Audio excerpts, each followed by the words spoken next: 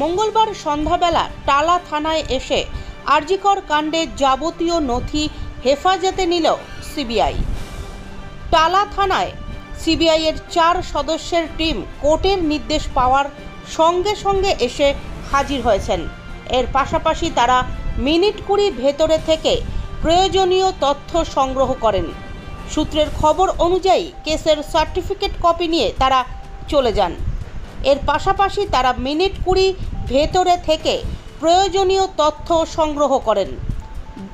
মঙ্গলবার সকাল থেকেই আরজিকর কাণ্ডে তদন্ত শুরু করেছে সিবিআই। আরজিকর হাসপাতালের পড়ুয়া ডাক্তার ধর্ষণ ও খুনের মামলা সিবিআইয়ের হাতে। হাইকোর্টের নির্দেশ পাওয়ার পরই সিবিআই আধিকারিকরা পৌঁছে যান মঙ্গলবার টালা থানায়।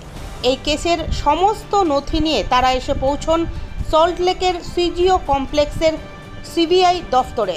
তবে এই কেসের আসামি সঞ্জয় রায়কে এখনও নিয়ে আসা হয়নি সিবিআই দফতরে। জানা গিয়েছে, ধৃত সিভিক ভলেন্টিয়ার সঞ্জয় রায়কে হেফাজতে নিয়ে জিজ্ঞাসাবাদ করবে সিবিআই আধিকারিকরা।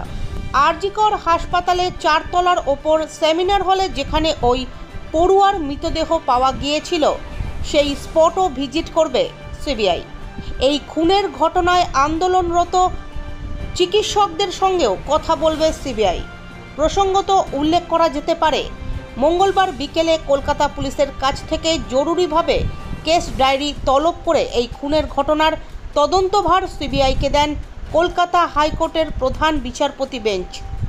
আগামী 2 সপ্তাহের মধ্যে তদন্তের রিপোর্ট পেশ করার পর সিবিআইয়ের এই তদন্ত হাইকোর্টের নজরদারিতে হবে কিনা সেই ব্যাপারে পরবর্তী সিদ্ধান্ত নেবেন প্রধান বিচারপতি। কলকাতা পুলিশকে এই খুনের মামলা আত্মহত্যা এবং আনন্যাচারাল ডেথ মামলা বলে প্রথমে লিপিবদ্ধ করার ঘটনায় রীতিমতো ভর্ৎসনা করে হাইকোর্ট।